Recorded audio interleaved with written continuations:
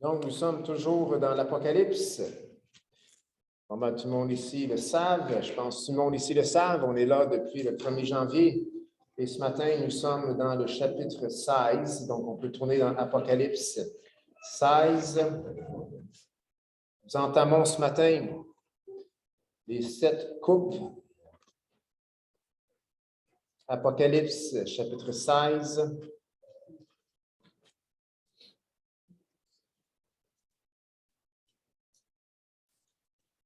Donc, on a vu dans l'Apocalypse qu'il y a beaucoup de 7 sceaux, 7 trompettes. Maintenant, c'est 7 coupes. La semaine passée, on a vu qu'il y avait 7 béatitudes. Le chiffre 7 est là pour simplement signifier que c'est complet, que c'est entier. Il n'y a pas plus que dans l'Apocalypse concernant le jugement de Dieu. Il y a 7 coupes, 7 trompettes, 7 sceaux. Son jugement est complet dans tous ces événements qui arriveront. Donc, et en lisant à propos des 7 coupes, plus particulièrement au sujet des 7 coupes que les 7 sceaux et les 7 trompettes, on se demande, surtout lorsque l'ange déclare que Dieu est juste, eh bien, la question surgit dans le cœur de bien des gens en voyant tout ce qui va se passer. Dieu est-il juste? Et ce n'est pas la première fois que des hommes se posent la question. Job, ses amis se le questionnaient. Même Job se questionnait, Dieu est-il juste? C'est une question qu'on se pose lorsque les choses vont mal pour des bonnes personnes. Ça vous a peut-être déjà arrivé, vous, une bonne personne, les choses vont mal et l'on dit, c'est pas juste. Dieu est-il juste? Mais nous allons voir ce matin que Dieu est juste, peut-être pas à notre façon, peut-être pas selon notre conception des choses, mais Dieu, il est juste. Amen? Dieu est juste. Apocalypse 16, verset 1 jusqu'au verset 21. Et j'entendis une voix forte qui venait du temple et qui disait aux 7 anges, « Allez et versez sur la terre les 7 coupes de la colère de Dieu. » Le premier alla et il versa sa coupe sur la terre, et un ulcère malin et douloureux frappa les hommes qui avaient la marque de la bête et qui adoraient son image. Le second versa sa coupe dans la mer, et elle devint du sang comme celui d'un mort, et tout être vivant mourut, tout ce qui était dans la mer. Le troisième versa sa coupe dans les fleuves et dans les sources d'eau, et ils devinrent du sang. Et j'entendis l'ange des eaux qui disait, « Tu es juste, toi qui es et qui étais, tu es saint parce que tu as exercé ce jugement. Car ils ont versé le sang des saints et des prophètes, et tu leur as donné du sang à boire, et ils en sont dignes. » Et j'entendis l'autel qui disait, « Oui, Seigneur, Dieu Tout-Puissant, tes jugements sont véritables et justes. » Le quatrième versa sa coupe sur le soleil, et il lui fut donné de brûler les hommes par le feu. Et les hommes furent brûlés par une grande chaleur, et ils blasphémèrent le nom du Dieu qui a l'autorité sur ces fléaux, et ils ne se repentirent pas pour lui donner gloire. Le cinquième versa sa coupe sur le trône de la bête, et son royaume fut couvert de ténèbres, et les hommes se mordaient la langue de douleur. Ils blasphémèrent le Dieu du ciel à cause de leur douleur et de leurs ulcères, et ils ne se repentirent pas de leurs œuvres. Le sixième versa sa coupe sur le grand fleuve de l'Euphrate, et son eau tarit, afin que le chemin des rois venant de l'Orient fût préparé. Et je vis sortir de la bouche du dragon et de la bouche de la bête et de la bouche du faux prophète 3 esprits impurs semblables à des grenouilles, car ce sont des esprits de démons qui font des prodiges et qui vont vers les rois de toute la terre afin de les rassembler pour le combat du grand jour du Dieu Tout-Puissant. Voici, je viens comme un voleur. Heureux celui qui veille et qui garde ses vêtements, afin qu'il ne marche pas nu et qu'on ne voit pas sa honte. Et il les rassemblèrent dans un lieu appelé en hébreu Armageddon.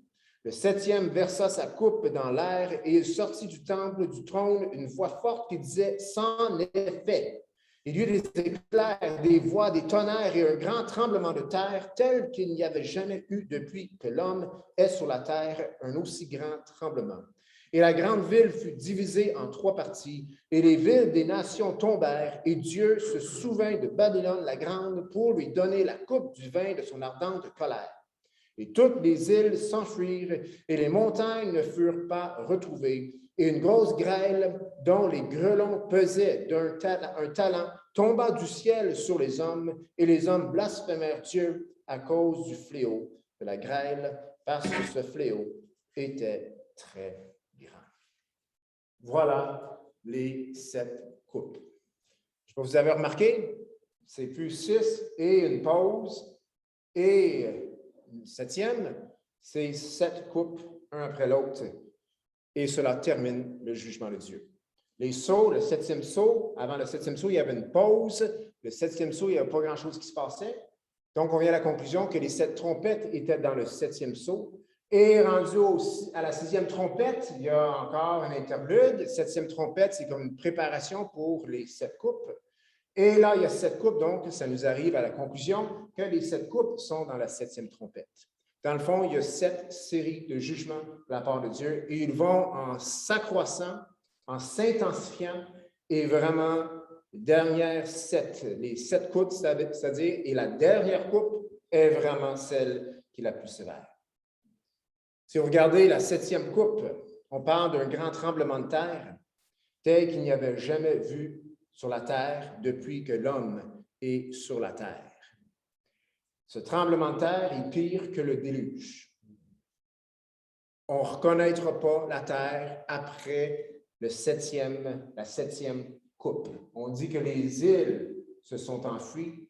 Il y en a qui vont le prendre littéralement, d'autres personnes vont le prendre symboliquement. Eh bien, dans tout cela, je suis sûr qu'il y a des choses qu'on prend symboliquement qui vont être vraiment une réalité physique et d'autres choses qu'on pense qui vont être littérales et qui sont symboliques. Donc, on ne se casse pas trop la tête sur les détails, mais quand on voit ce tremblement de terre, un tremblement de terre, c'est un tremblement de terre. Donc, à mon avis, la terre, on ne la reconnaîtra plus et j'ai vraiment l'impression qu'elle va plus ressembler à ce qu'elle ressemblait avant le déluge qu'après le déluge.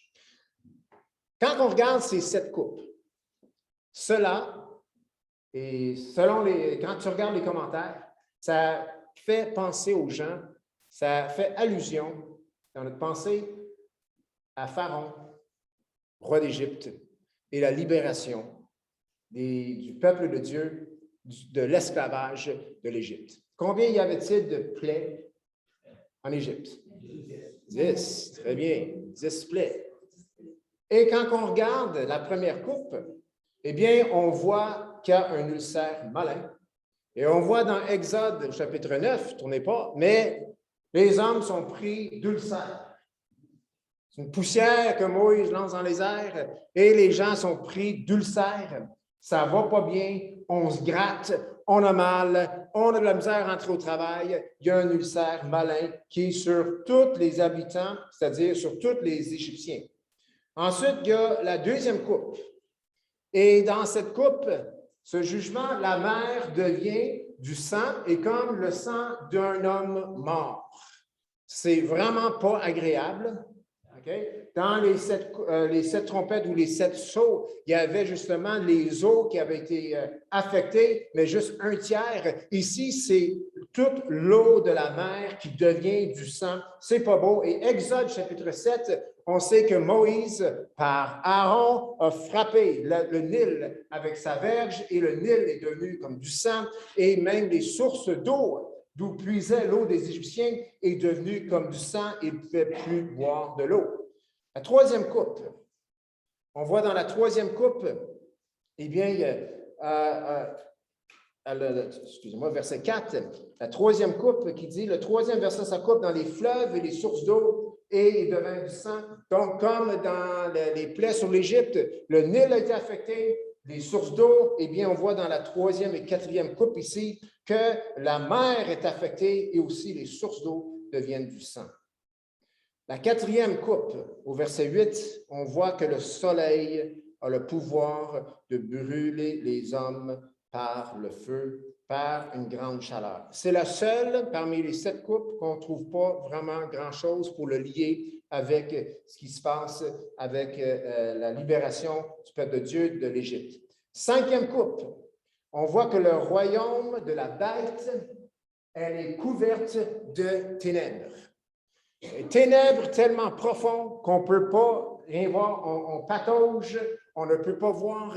La même chose s'est produite en Égypte. Dieu a mis les ténèbres dans le royaume de Pharaon et il ne pouvait plus rien voir dans Exode chapitre 10. Le 6e coupe, eh bien, on voit que l'Euphrate est une préparation pour la grande guerre de l'Armageddon, où est-ce que l'homme va tenter de combattre Dieu, et le tarissement des eaux de l'Euphrate, et cela nous fait penser à la mer Rouge que Dieu a séparée en deux afin que son peuple puisse traverser la mer Rouge à pied sec. Et qu'est-ce qui s'est passé par la suite? Les Égyptiens ont suivi le peuple de Dieu et les eaux se sont renfermées sur le peuple égyptien et le peuple de Dieu a vu le lendemain les Égyptiens morts sur le bord de l'eau. Donc, Dieu a toujours pouvoir, que ce soit à la fin ou que ce soit lors de la libération de son peuple de l'Égypte, de tarir les eaux, d'assécher les eaux, de faire en sorte que les eaux sont une muraille. Et si on est prêt à prendre ce qui s'est passé avec le peuple de Dieu en sortant de l'Égypte, littéralement, on est capable de prendre littéralement ce qui s'est passé ici dans le verset 12 du chapitre 16 de l'Apocalypse. Et on voit 3 grenouilles qui sortent de la bouche du dragon, la bête du faux prophète. Un autre des jugements que Dieu a mis sur l'Égypte, c'était des grenouilles partout, mais vraiment partout. Et là, toutes les grenouilles, suite à la prière de Moïse, sont tous morts. Et ils ont été à la pourriture. On faisait des tas et des tas et des tas de grenouilles, mais vraiment pas agréable. Et tu n'as plus de goût de manger des cuisses de grenouilles. C'est pas beau, mais on voit ici 3 esprits qui sortaient. La bête, du dragon, la bête et du faux prophète. Et c'est sûrement symbolique ici. Je ne pense pas qu'on va voir 3 énormes grenouilles, mais ça sort de leur bouche. Et le but, c'est d'influencer les rois, les habitants de la terre, pour se rassembler, pour venir à l'encontre à cette grande guerre d'Armageddon où ils vont faire face à Dieu. Et là, la 7e coupe, tremblement de terre. La terre n'est plus reconnaissable selon ce que les hommes l'ont connu. Et il y a une forte grêle. Et bien que le passage ne dit pas qu'il n'y a jamais eu de grêle comme ça par le passé, eh bien, si on fait un petit peu de recherche, les commentateurs sont prêts à dire que ces grelons, eh bien, avaient un poids ou auront un poids au moins de 100 livres. Pouvez-vous imaginer? Des grelons, ce n'est plus des grelons. Hein? C'est des gros grelons, 100 livres, même si c'est 60 ou 40 livres. C'est déjà énorme. 40 kilos ou 100 livres, c'est énorme. La destruction, elle est incroyable. Et c'est dans la 7e coupe que Dieu va emmener sur la terre. Et cela complète le jugement de Dieu. Après ça, il y a une petite guerre. Elle est petite, pas parce qu'elle est petite, elle est énorme, mais elle est rapide parce qu'on ne combat pas longtemps contre le Dieu Tout-Puissant, le Dieu créateur de l'univers. Amen? Même si on s'appelle le diable, on n'est pas un match pour le Dieu Tout-Puissant, le créateur du ciel et de la terre. Amen? Ça, c'est une consolation pour nous. Et la Bible nous dit que celui qui est en nous est plus grand que celui qui est dans ce monde. Amen? Que ce soit l'esprit du monde, que ce soit le diable lui-même, Dieu, celui qui est en nous, Jésus-Christ, présent par son esprit, est plus grand que celui qui est dans le monde. Le pays d'Égypte, suite au 10 plaies, était méconnaissable. Et la terre, suite aux 7 coupes, sera méconnaissable. Je veux dire, après avoir vu tout ce qui se passe dans les 6 premières coupes, ensuite le tremblement de terre et des grelons de 100 livres chaque qui tombent sur la terre, eh bien, c'est incroyable, on ne pourra pas reconnaître la terre. Mais comment cela peut-il être fait par un Dieu qui est juste? Donc, on pense à tous ces hommes qui vont suivre les rois de la terre pour aller combattre contre Dieu. Et dans cela, il y en a qui sont séduits. Pour être franc, il y en a dans cela, ils ne sauront même pas ce qui se passe, j'imagine. Mais avec ces 3 grenouilles qui sortent du dragon, de la bête et du faux prophète, ils sont séducteurs, ils sortent de leur bouche. Okay, on parle de parole ici, on parle d'influence, on convainc les gens et ils rallient les rois de la terre. Et eux rallient leurs armées et ils vont faire face au Dieu Tout-Puissant dans un monde qui est méconnaissable. Ils vont descendre, ils vont entrer vers l'Armageddon, la guerre d'Armageddon, sur une rivière dont le fond est sec, que Dieu lui-même a asséché par un de ses jugements, et ces hommes ne croiront pas plus. Mais dans tout cela, comment est-ce qu'on peut dire que Dieu est juste? Maintenant, bien qu'on peut dire que ce n'est pas tout le monde, ou on peut arriver à la conclusion que ce n'est pas tout le monde qui va être au courant, eh bien, je ne suis pas certain, moi. Parce que quand on voit les 7 jugements de Dieu qui seront évidents pour chaque créature, chaque être humain de la planète, les armées des hommes vont aller vers cette guerre d'Armageddon et vont avoir les pieds sur la terre ferme, sur la terre sec qui est sous l'Euphrate. Eh bien, cela va être aussi évident pour eux que Dieu existe que pour la nation, le peuple de Dieu, la nation juive qui est sortie du peuple d'Égypte. Personne doutait que Dieu existait. Pas un Israélite doutait que Dieu existait lors de sa sortie du pays d'Égypte. Et Pharaon et toute son armée et toute sa population savaient très bien que Dieu existait. Donc, la terre entière, l'armée entière de tout le monde entier va être au courant que Dieu existe. Et le passage dit très bien, ils ne se sont point repentis de leurs œuvres, qui étaient méchantes. Vous savez, pour comprendre combien Dieu est juste et pour voir Dieu dans sa justice, le terme est peut-être un peu faible, mais il faut comprendre les règles du jeu. Je sais que ce n'est pas un jeu, mais il y a quand même des règles. Puis, c'est qui établit les règles? Le savez-vous? C'est Dieu qui établit les règles. Et lorsque les règles sont claires et les gens refusent d'obéir, de jouer selon les règles, et ils mangent ou ils subissent la conséquence, eh bien, ils peuvent bien dire et maudire Dieu. Ils pourraient bien dire, Dieu, il n'est pas correct. C'est parce qu'en quelque part, ils refusent de reconnaître les règles établies par un Dieu tout-puissant, le Dieu tout-puissant, ou tout simplement, ils ne connaissent pas ces règles. Mais il faut connaître les règles du jeu. Et dans notre vie quotidienne de tous les jours, en tant que chrétien, en tant que confessant du nom de Jésus-Christ, en tant qu'enfant de Dieu, il est important pour nous de connaître, les règles du jeu afin qu'on ne finisse pas dans une situation où ce qui semblerait qu'on subit des choses qu'on ne mérite pas et qu'on se revire vers Dieu pour dire « Dieu est-il juste? » Tandis que Dieu est réellement juste. Il faut connaître les règles du jeu.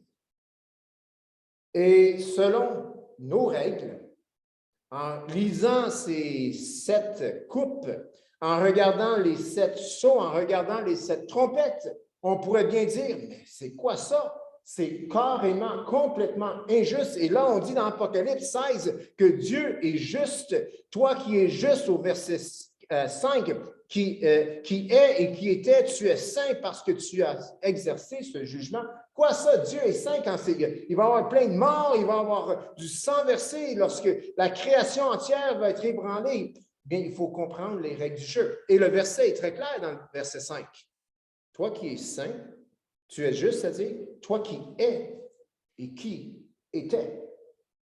Qui sommes-nous en tant qu'êtres humains? Avec quelques années d'existence, 50, 60, 70 ans, on trouve ça assez long. Ici, celui qui pose le jugement est celui qui est et qui était et qui est et qui était depuis le commencement et qui connaît toutes choses et qui connaît surtout parfaitement toutes choses et ainsi le cœur de l'homme, il le connaît à la perfection. C'est ce Dieu qui exerce ses jugements. Qui sommes-nous? Pour dire que quelque chose est juste ou injuste quand notre connaissance, elle est extrêmement limitée. Dieu connaît toutes choses. C'est lui qui va poser ses jugements sur la terre. Et même si ces jugements sont terribles et sont affreux, Dieu est entièrement juste, même si on comprend tout, pas tout. Mais un des règles du jeu, c'est celui qui mène connaît toutes choses. Amen. Nous ne connaissons pas toutes choses, mais nous connaissons celui qui connaît toutes choses. Amen. Quelle consolation. Cela nous rassure. Celui qui posera, le Dieu Tout-Puissant qui va exercer tous ses jugements sur la terre, connaît toutes choses.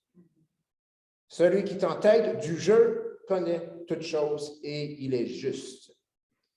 Une autre règle du jeu, eh bien, celui qui résiste Dieu finit par s'endurcir. Celui qui résiste Dieu finit par s'endurcir. C'était le cas avec Pharaon. Il a résisté Dieu. Il n'a pas voulu laisser Moïse aller. Ensuite, il change son idée un petit peu. Il dit, il faut y aller, mais juste les hommes, pas les animaux, pas les femmes, pas les enfants. Puis finalement, il a dit, tout le monde peut aller. Puis là, il change d'idée. Et Dieu, c'est écrit que Dieu a endurci son cœur. Et on dit, mais c'est pas juste. Pauvre Pharaon, Dieu est contre lui. Avant que Pharaon ait le cœur endurci, eh bien, Dieu lui avait donné toutes les chances nécessaires pour se repentir. Mais cet homme a résisté Dieu et il a fini par s'endurcir. Les hommes sur la terre, dans le temps de l'Apocalypse, qui vont prendre la marque de la bête, qui vont vouloir rien savoir du Seigneur Jésus-Christ, de la Seigneurie de Jésus-Christ, leur cœur va s'endurcir, même devant des faits historiques, même devant des faits évidents devant leurs yeux, que Dieu est à l'œuvre et que Dieu agit, ils vont refuser de lui donner gloire, de se prosterner devant lui, et ils vont aller vers la bête, vers le faux prophète et vers le dragon. Dieu est juste. Tous ces hommes vont avoir eu la preuve devant leurs yeux que Dieu est là et ils vont résister Dieu. Et lorsqu'on résiste Dieu, Dieu endurcit le cœur. Et cela amène à un refus d'écouter, même si c'est clair comme l'eau de roche qu'il y a telle chose à faire, on ne le fera pas parce que notre cœur est endurci. Et ceci, Dieu étant juste, se produit toujours après plusieurs avertissements. Et pour Pharaon, c'était le cas après plusieurs avertissements. Eh bien, c'est ce qui arrive lors de la 6e plaie. Dieu a averti, mais Pharaon n'écoutait pas. Et aussi, nous savons, parce que nous connaissons les Écritures, que Dieu, même aujourd'hui, il ne se cache pas. Amen? Il dit, cherchez, si vous me cherchez, vous me trouverez. Si vous me cherchez de tout votre cœur. Amen? Amen. Jérémie 29, 13. Vous me chercherez et vous me trouverez. Si vous me cherchez de tout votre cœur. Si Dieu est caché, ce n'est pas parce qu'on ne peut pas le trouver. C'est juste qu'il veut que nous le cherchions. Et il se laisse découvrir. Ces gens dans l'Apocalypse, cette promesse est autant là pour eux que pour nous. S'ils cherchent Dieu, ils vont le trouver, surtout s'ils le cherchent de tout leur cœur.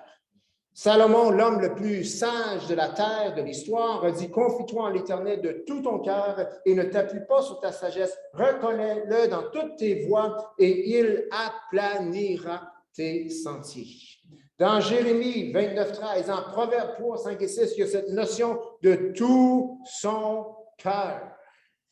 Lorsque nous cherchons Dieu de tout notre cœur, nous allons le trouver. Lorsqu'on se confie en l'Éternel de tout notre cœur, eh bien, il va aplanir nos sentiers.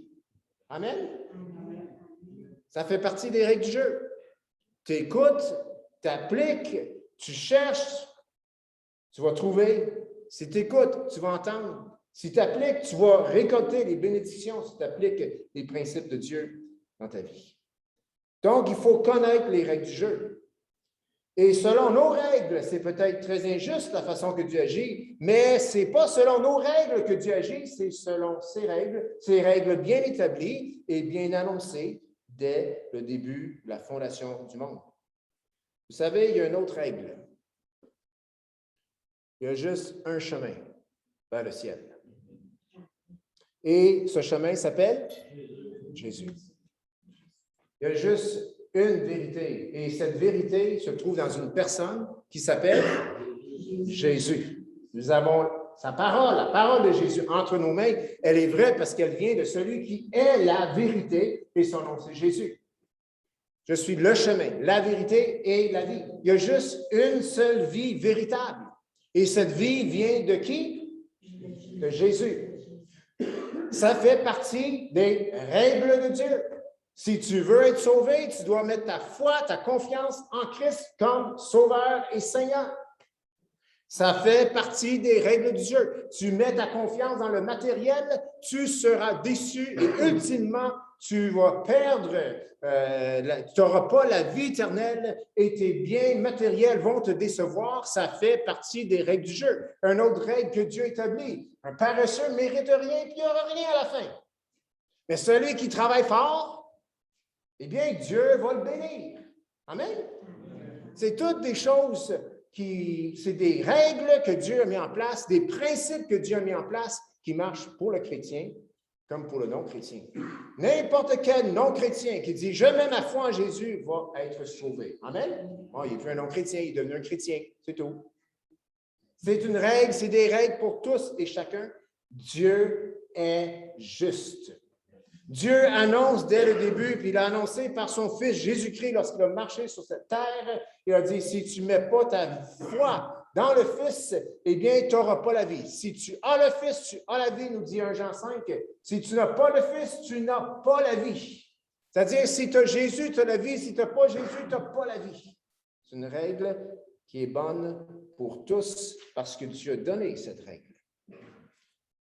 Jésus a dit dans Jean 3, 36, celui qui croit au Fils a la vie éternelle. Celui qui ne croit pas au Fils ne verra point la vie. Ah, mais je le vois déjà la vie. Non, non, ici-bas, ce n'est pas ça la vie. Là.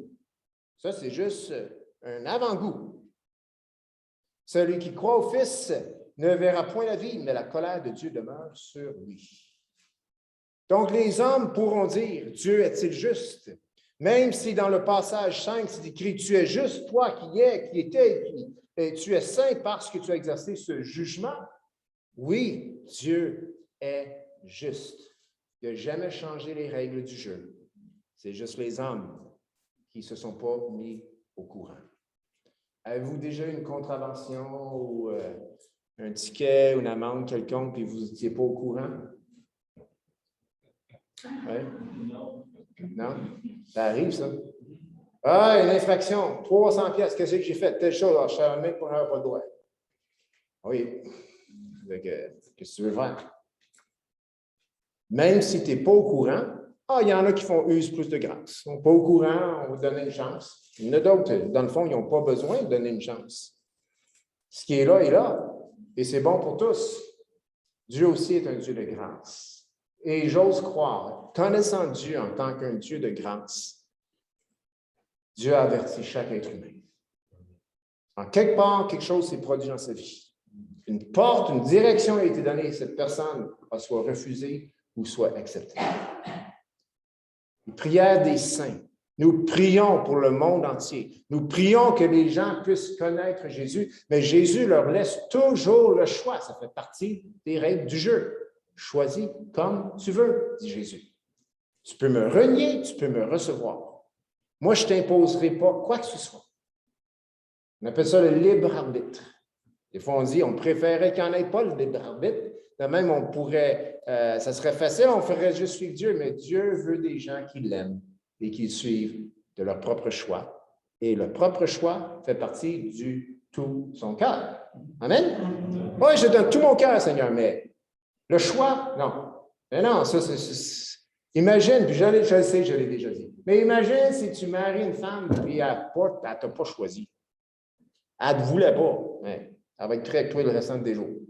Elle n'est pas avec toi parce qu'elle t'aime, elle est avec toi parce qu'elle a été imposée. Ce choix lui a été imposé. Dieu nous donne toujours le choix. Donc, bien intentionné ou non, les gens qui vont suivre le faux prophète, qui vont suivre le dragon, qui vont suivre la bête, qu'ils soient bien intentionnés ou non, ils ne sont pas assez, soit au courant ou, pas assez allumés, informés ils n'ont pas cherché, ils ont peut-être entendu, ça rentrait là, ça sortit là, et ils entendent tout ce qui est dit et ils choisissent de suivre, de porter main forte à tout ce qui va se passer. Et ces trois esprits qui sortent de la bouche du dragon, la bête du faux prophète, eh bien, ils vont convaincre les rois et les peuples de la terre de combattre contre le Dieu Tout-Puissant.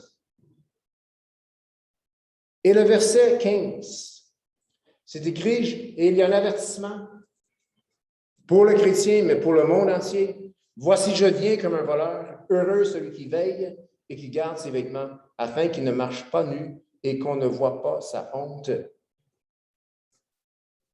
Une autre partie de la game, une autre partie de cette dernière scène de l'histoire, c'est que Jésus revient comme un voleur.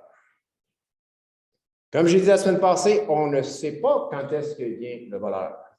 Parce que si on savait à quelle heure il viendrait, on serait dans la maison, puis on serait réveillé, puis on aurait 2, 3 chiens de garde.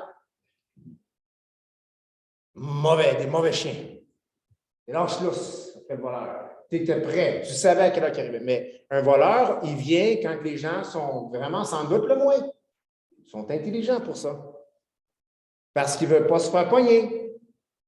Et Jésus dit, voici, je viens comme un voleur. C'est comme un voleur. Ça ne veut pas dire que tout le monde va être pris par surprise. Il arrive comme un voleur. Et nous, on doit se rappeler de cela en tant que chrétiens. Jésus va venir comme un voleur. Il dit, heureux celui qui veille. Vous savez, dans la vie chrétienne, dans la vie que nous vivons, eh bien, en venant à Jésus, eh bien, il y a des choses qu'on doit comprendre. On doit comprendre que Jésus est le seul chemin, la seule vérité et la vie. Amen? On doit acquiescer ça, on doit recevoir ça intellectuellement, dans notre pensée. Et non seulement est-ce qu'il y a des choses qu'on doit comprendre pour marcher comme Dieu le veut, on doit aussi avoir une réponse émotionnelle, une réponse du cœur. Jésus a dit, tu aimeras le Seigneur ton Dieu de tout ton cœur, de ton âme, ta force, de ta pensée. Donc, ce n'est pas juste de comprendre des choses, c'est que ces choses affectent notre cœur, nos émotions. Et il y a aussi, dans la marche chrétienne, non seulement une réponse intellectuelle, une réponse émotionnelle, il y a aussi une réponse spirituelle, une réponse au niveau de l'esprit de l'homme. Et cette réponse au niveau de l'esprit de l'homme, elle est contraire au désir de la chair. Et c'est-à-dire, cette réponse dans l'esprit, dans notre esprit, c'est un choix profond de la part de l'enfant de Dieu qui fait en sorte qui se dit et qui est engagé de la manière suivante, c'est-à-dire que je le veuille, que je ne le veuille pas, je vais le faire, je vais obéir, je vais suivre Jésus, je vais croire en Jésus, peu importe ce qui arrive. Je ne maudirai pas Jésus, peu importe ce qui arrive. Il y a une décision là dans l'esprit de l'être humain. Ce n'est pas juste une réponse charnelle, une réponse émotive. C'est beaucoup plus profond. Mais on comprend des choses, on les reçoit dans notre cœur, elle affecte notre cœur, et c'est au niveau de l'esprit, l'endroit le plus profond de l'être humain. Dieu a un peuple. Dieu a des enfants et nous en faisons partie. Amen? Amen. Ça, c'est clair. Dans le chapitre, verset 15, il parle de ceux qui gardent ses vêtements, celui qui veille et qui ne marche pas nu. Et il y a aussi, en ce temps, un monde qui va le rejeter. Et tôt ou tard, Dieu va intervenir dans l'histoire. Et il va poser son jugement. En regardant ce chapitre, en regardant tous ces jugements que Dieu, ces coupes que Dieu a versées sur la terre, et en pensant aux enfants de Dieu, eh bien, ça devient une question de préparation. Mais on doit faire quoi pour se préparer? Et ça se trouve là dans le verset 15, deuxième béatitude, qu'on a vu la semaine passée, la deuxième dans l'Apocalypse. Et comme j'ai dit tantôt, Jésus va arriver comme un voleur. Mais ce n'est pas tous qui vont être surpris. Jésus va arriver à l'improviste, soudainement, mais il y a des gens qui vont l'attendre et qui savent qu'il va venir soudainement pendant qu'ils font d'autres choses, mais sont prêts. OK?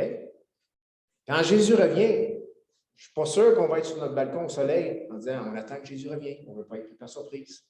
Non, ce n'est pas ça la vie chrétienne. La vie chrétienne, ce n'est pas de se rassembler lâcher sa job, puis s'assembler dans sa cour arrière, puis boire du jus d'orange, puis d'autres choses, puis attendre que Jésus revienne. Ce n'est pas ça la vie chrétienne. Il y en a qui ont fait ça dans les années 60, puis je pense qu'ils ont été se trouver une job plus tard. Jésus ne revenait pas. Veiller, là, ça veut dire qu'on est prêt. Il y a une préparation qui est faite. On ne sera pas surpris, on ne sera pas pris par surprise, mais quand Jésus va venir, ça va être soudain. Ça va être à l'improviste. On va peut-être être en train de faire quelque chose. Jésus n'a-t-il pas dit? Il va y en avoir 2 sur la meule. Ils font de la farine. Un qui est enlevé, l'autre qui est laissé. 2 dans un lit. Un qui est enlevé, l'autre qui est laissé. Ces gens faisaient leur vie, étaient des hommes, des femmes responsables, des hommes et des femmes qui avaient leur vie en règle avec Dieu. Et Jésus est venu comme un voleur à l'improviste. Ils étaient prêts et il les a pris avec lui. Donc, il y a une question de préparation continuelle. Et ça, c'est celui qui veille. Il veille, c'est-à-dire qu'il est continuellement en préparation. Et donc, ceux qui ne seront pas surpris vont avoir veillé, vont être en train de veiller, parce que c'est la seule façon de le faire. On ne peut pas savoir le jour ni l'heure, sinon, on planifierait. On dit, « Jésus revient le 17 avril. 20 000. » Dites un chiffre. 22. Oh, c'est bientôt. Arrangez vos flics, vous autres. Il faut qu'on arrange. Il s'en vient. 17 avril 2020. C'est pas vrai, c'est pas vrai. Si c'est vrai, c'est pas parce que normal de dire. Mais si on savait la date,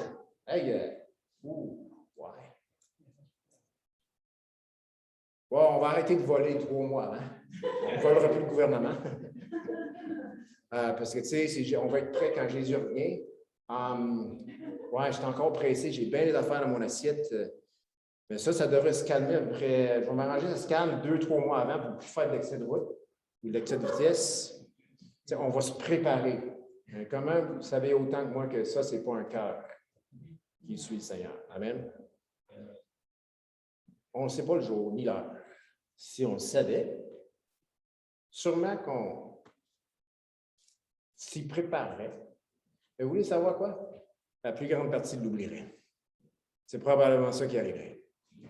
Il oublierait la date. Hey, c'était quelle date? Je ne l'ai pas mis dans mon agenda, puis il ne serait pas prêt de toute façon. Donc, ce n'est pas une question de savoir la date ou pas, c'est une question de préparation. Et celui qui se prépare, il veille. Ce n'est pas ce qu'on fait qui compte. C'est si ce que nous recevons de Dieu, de sa parole, c'est ce qu'on fait avec la révélation de Jésus-Christ qui compte. Vous savez, moi, je peux faire mes petites dévotions à chaque matin et quitter le lieu où je faisais mes petites dévotions et mener une vie tout croche. Dans ma pensée, dans ma chair, je suis correct, je me suis préparé. Non, ce n'est pas être prêt, ça. Celui qui veille, celui qui est prêt, ce n'est pas nécessairement celui qui fait ses dévotions à tous les matins. Un pasteur, vous dites toujours on devrait faire nos dévotions, prendre un temps de prière, puis c'est ça. Ce n'est pas celui qui prie intensément. On n'est pas sauvé par les œuvres. Celui qui veille, c'est celui qui va être prêt. Celui qui veille, c'est celui qui permet aux enseignements de Jésus, à l'œuvre de son Saint-Esprit, de travailler dans sa vie, de couler dans sa vie. Si je me lève le matin et je m'en vais au travail et je suis très conscient que Jésus m'a sauvé, qu'il a donné sa vie pour moi à la croix et que j'en suis profondément reconnaissant. Et cela affecte comment je vois mon prochain. Cela affecte comment je traite ma femme. Cela affecte comment que je traite mes enfants. Cela affecte comment je traite mes frères et sœurs en Christ, comment je traite mon patron. Cela affecte mes émotions. Je reconnais que des fois, ça c'est bien, d'autres tantôt, ça c'est moins bien, ainsi de suite. Cela affecte ma vie. Cette personne-là veille, cette personne-là est éveillée. Et on peut faire nos dévotions à tous les matins juste pour enlever un sentiment de culpabilité, puis on dort au gaz. Celui qui est prêt, c'est celui qui veille. Celui qui veille, il ne dort pas spirituellement. Il peut dormir physiquement. Jésus va peut-être venir quand on dort. Mais ceux qui sont prêts vont aller avec lui. Amen? Voici, je viens comme un voleur. Heureux celui qui veille. Donc, veiller, ça ne veut pas dire d'aller partout, d'être éveillé en tout temps. C'est une exhortation à la vigilance. Allez dans Luc 17, on va terminer là. Luc, chapitre 17.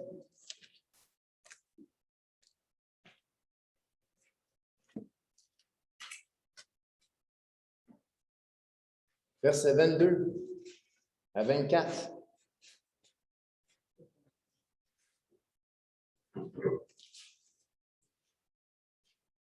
Et Jésus dit aux disciples, des jours viendront où vous désiriez voir l'un des jours du Fils de l'homme, et vous ne le verrez point. On vous dira, il est ici, il est là, n'y allez pas, ne courez pas après. Car comme l'éclair resplendit et brille d'une extrémité du ciel à l'autre, ainsi sera le Fils de l'homme en son jour.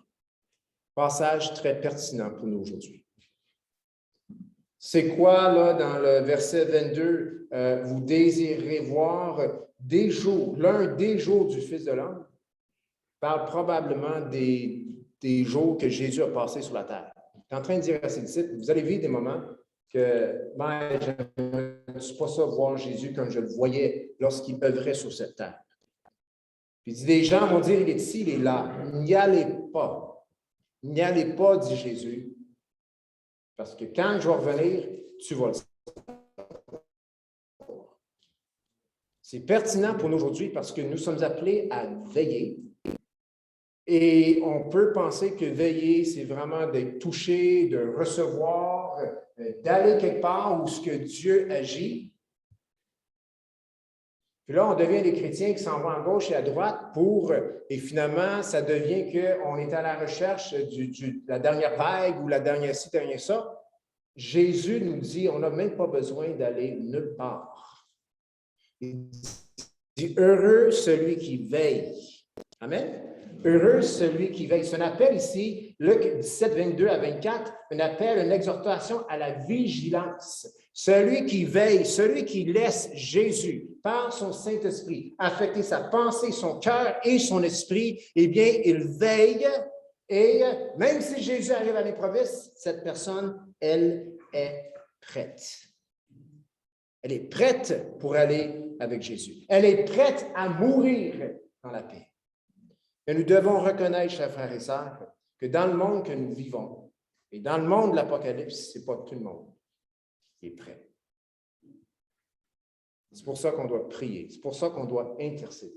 C'est pour ça qu'on doit prier pour nos prochains. Et c'est ce à quoi je veux vous inviter, vous encourager ce matin. Veillez, veillons. Que ce soit dans notre façon de vivre, que ce soit dans notre façon de prier, veillons, celui qui veille ne sera pas pris par surprise. Dieu est juste. Celui qui ne veille pas va être laissé derrière. Celui qui veille va être pris avec Jésus. On ne pourra pas changer les règles du jeu, puis on ne pourra pas convaincre Dieu qu'on veillait tandis qu'on ne veillait pas. Dieu a le dernier mot. Amen. Donc, la question, ce n'est pas nécessairement est-ce que je suis prêt, c'est plutôt est-ce que je veille. Est-ce qu'on connaît les règles du jeu qui sont là dans la Bible? Si on connaît les règles du jeu, on peut se positionner et dire, OK, je sais ce qui va se passer, je sais ce qui se passe, je veille, je comprends et je suis prêt. Est-ce que nous veillons? Et si vous voulez, cette semaine, permettez-vous de faire cette analyse bien simple. Dans votre vie, dans nos vies, eh bien, comment est-ce que mon choix de vivre pour Jésus affecte mes décisions? Comment est-ce que mon choix pour vivre ou suivre Christ affecte mes décisions? C'est une bonne question à se poser. L'autre jour, je suis en train de faire des travaux à notre immeuble au 138, parce que la fleuriste aménage bientôt.